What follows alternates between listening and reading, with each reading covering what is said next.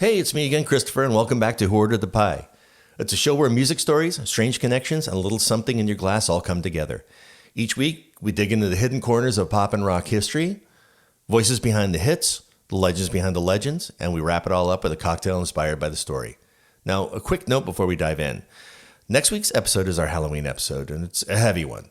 We'll be talking about songs you endure, tracks that go past spooky and straight into unsettling. So fair warning, this one deals with some dark stories and disturbing themes. But this week's episode is much more on the lighter side. Not without a few spirits of its own, though. Because some of the eeriest stories in music aren't about the ghosts in the attic. They're about the ghosts in the studio. Sometimes the most unforgettable guitar lines don't come from the band at all. They come from the shadows. They come from the players who stepped into someone else's song, laid down a legendary part, then vanished. These are the stories of the ghost guitarists, the legends who left their fingerprints on the tracks, and even when their names weren't on the label.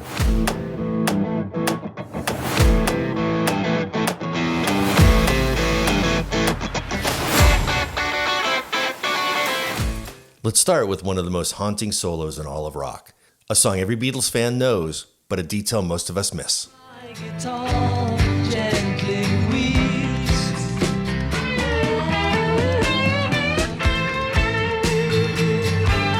Hear that tone, that emotion? You'd swear it was George Harrison, right? It's not. It's Eric Clapton, lending his touch to a friend's heartbreak.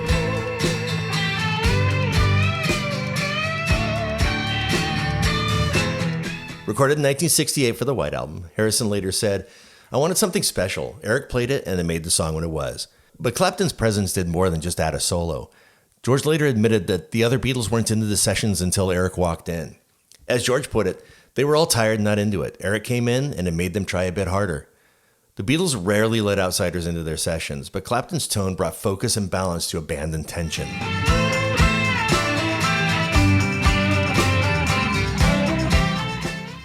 While My Guitar Gently Weeps wasn't released as a single in the UK, but in 1970 it hit number 1 in Japan and became one of Harrison's signature songs.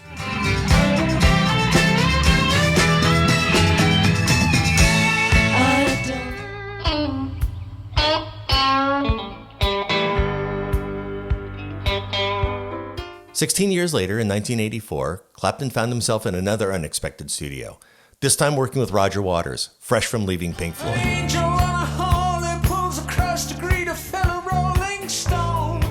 Waters brought him in to play guitar on his solo album, The Pros and Cons of Hitchhiking.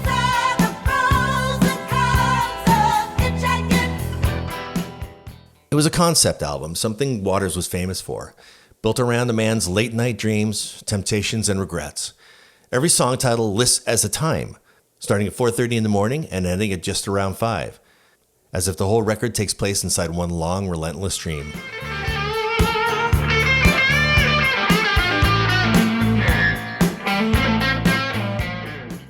It was dense, cinematic, and emotional, not exactly Clapton's usual territory. In a 1985 edition of Musician magazine, Clapton said, "I really like Roger, but I never really understood what the record was about." Still, his expressive tone gave the album its humanity.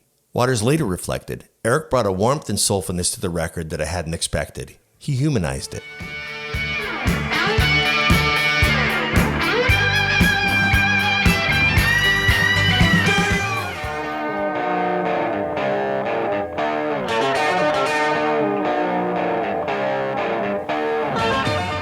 Two years later, Clapton met another guitarist that would change his sound, Duane Allman of the Allman Brothers Band. Clapton had admired Duane's fiery slide work on Wilson Pickett's 1968 cover of Hey Jude, recorded at Fame Studios in Muscle Shoals.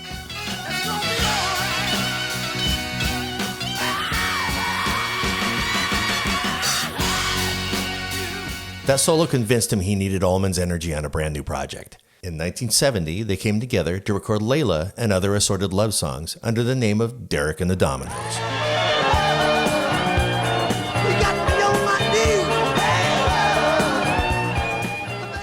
The song Layla, inspired by Clapton's love of Pattie Boyd, peaked at number 10 on the Billboard Hot 100 in 1972. Producer Tom Dowd remembered, "The two of them just lit each other up. You could see the sparks fly." Clapton handled the main riff, while Duane's slide lines brought the song its electric edge.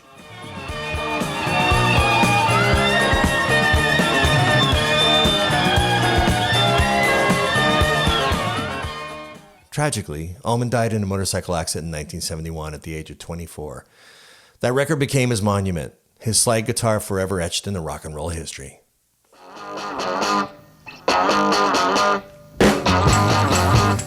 Before Led Zeppelin, Jimmy Page was one of London's most in-demand session guitarists, appearing on hundreds of pop records between 1963 and 1966.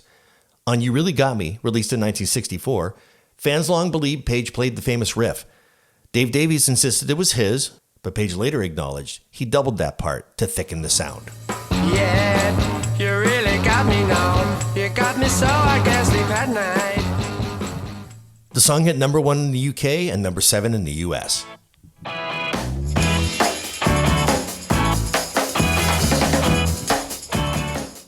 Around the same time, Page was brought in to add rhythm guitar to The Who's debut single, I Can't Explain, in 1965.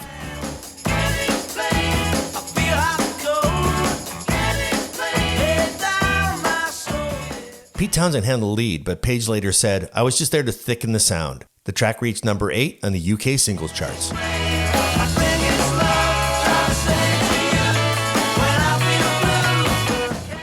Page even played on Petula Clark's Downtown in 1964, a song that topped the charts worldwide and hit number 1 on the Billboard Hot 100 in January of 1965.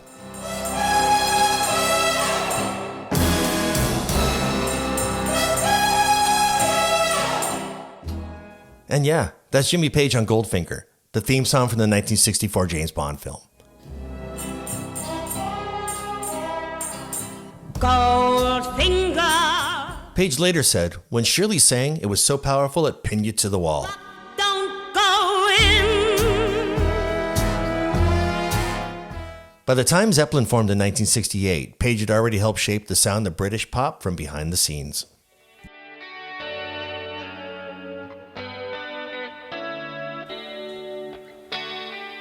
Almost 20 years after they first played together, Jeff Beck reunited with his old bandmate Rod Stewart for a cover of People Get Ready in 1985. People get ready. There's a train coming. It didn't top the charts, but it earned the Grammy nomination for Best Pop Collaboration. Stewart said, Jeff can make a guitar cry, and that's what he did here.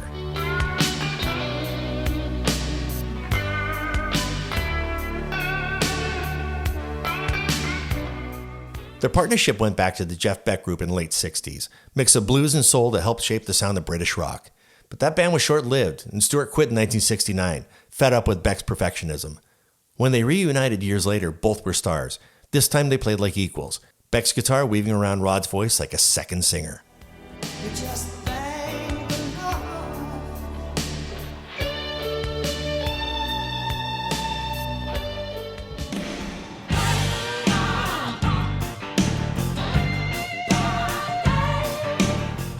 Like David Gilmour before him, Beck would later work with Roger Waters as well, joining him on his 1992 album, Amused to Death.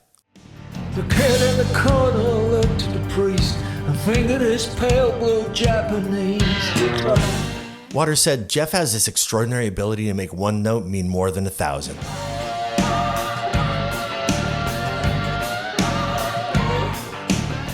Beck's playing was restrained, emotive, and deeply felt, a masterclass in control.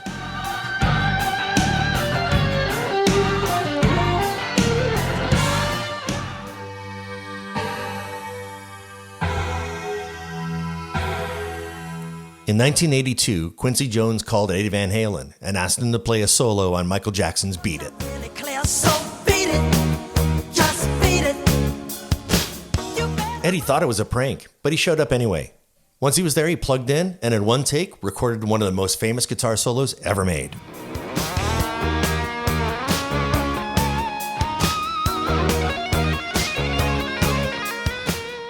Eddie didn't just play on the song, he rearranged it. I changed the middle section, he said. I thought it could be better, so I cut it up, moved a few bars around, and they liked it.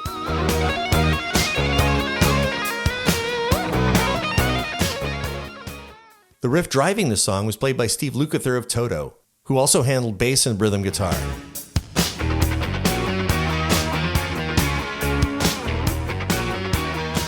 Beat It hit number 1 on the Billboard Hot 100 in 1983 and helped Thriller become the best-selling album of all time.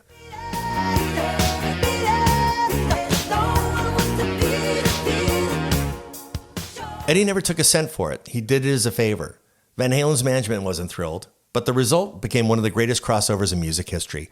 Proof that hard rock players can still fit in seamlessly with pop and change it forever.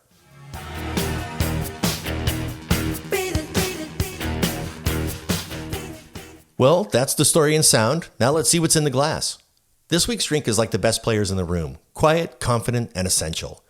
I call it the session player, and it's built on balance. Here's how to make it.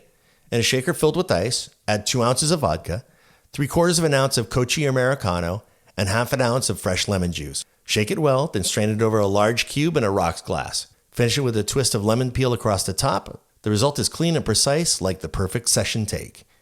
The vodka keeps it smooth, the Kochi adds some quiet harmony, and the lemon hits all the right notes to keep it alive. It's the kind of drink you can sip all night in the control room. Crisp, clean, and quietly in tune. So there were the riffs you might not have known, played by legends who stepped in, played their hearts out, and then disappeared. Next week, we head into Halloween proper, and the songs that don't just spook you, they stay with you. It's called Songs You Endure, and it's a warning and an invitation, so listen if you dare. Here's the loud riffs, quiet sips, and the stories in between.